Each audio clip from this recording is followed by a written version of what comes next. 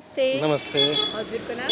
मेरो नाम चाहिँ अर्जुन चौलागाई। हजुर कता बस्नुहुन्छ? हजुर म चाहिँ अहिले यहीँ काठमाडौँ बस्छु। मेरो घर चाहिँ काठमाडौँ होइन, काभ्रे जिल्ला हो। हजुर। हामी चाहिँ एउटा बेसिक क्वेसन्सहरू सोध्न गइरहेको छौँ तपाईलाई, तपाईँ चाहिँ आन्सर गर्नु। हुन्छ, ओके। तपाईँको विचारमा अहिले नेपालमा महँगी कति बढेको छ र महँगीले तपाईँको दैनिक जीवनमा कस्तो असर पारेको छ? महँगी कति बढ्यो भन्दा पनि अहिले जुन मैले कमाएर चाहिँ मेरो घर परिवार चाहिँ धान्नलाई असाध्यै नै गाह्रो भइरहेछ। गाह्रो भइरहेको छ होइन, तपाईँलाई? अब अहिले भनौँ एउटा साधारण जाहिर खायो भने पनि 18-20 हजार हो। 20 हजारमा चाहिँ एउटा घरमा तरकारी र चामललाई पनि पुग्न गाह्रो छ। पुग्न गाह्रो भइरहेको छ। हजुर। भनेपछि यसले चाहिँ तपाईँलाई एकदमै गाह्रो बनाइरहेको एकदमै गाह्रो बनिरहेछ। छ। तपाईँलाई सबैभन्दा बढी महँगो भएको सामान कुन लाग्छ? अब अहिले सबैभन्दा महँगो सामान भनेकै खाद्य पदार्थहरू हो। किनभने कपडा भने वर्षमा एक जोर किन्दा पनि भयो होइन। अब हिजो 5-6 महिना अगाडि चाहिँ 1600 को चामल चाहिँ अहिले 2500 भयो भनेपछि अब कसरी चाहिँ भन्ने। भनेपछि फ्युचरमा चाहिँ अझै बढ्छ होला? अझै बढ्छ, अझै बढ्छ। त्यसले चाहिँ एकदमै गाह्रो एकदम गाह्रो, बनाइरहेको छ सबैलाई। हजुर।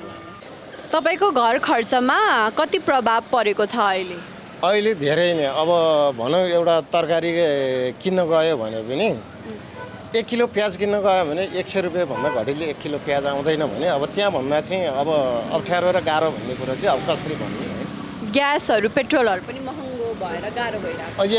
एकदमै त्यो अब 1600 को ग्यासलाई चाहिँ अहिले 2500 2000 भइसक्यो होइन। अनि अब कसरी चाहिँ सहज छ भनेर भन्ने भनेपछि दिनदिनै चाहिँ जुन यो महँगो बढिरहेको छ एकदमै छ।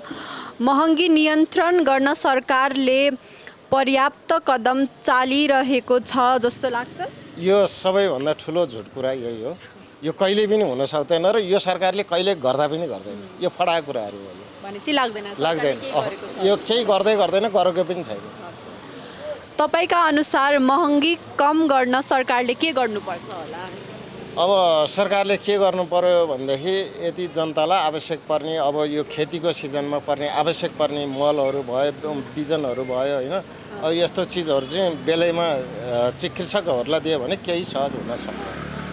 सो तपाईँलाई चाहिँ लाग्छ कि महँगीताले चाहिँ जीवनमा नेपाली जीवनहरूमा नेपाली जनताहरूलाई चाहिँ एकदमै गाह्रो बनायो? एकदमै हजुर। सरकार साधारणले कहिले पनि त्यो गर्न सक्दैन अब। अनि अहिले तपाईँको पसलहरू पनि चलाउनलाई कस्तो भइरहेको छ? अहिले त्यही हो नि, जति महँगो भयो नि त्यति अब यति सस्तो छ सबै चिज भने मान्छेहरू किन्न आउँछ, पैसा बचत गर्न सक्यो भने रहर हुन्छ, इच्छा हुन्छ किनेर लान्छ नि, त्यो छैन अहिलेसम्म।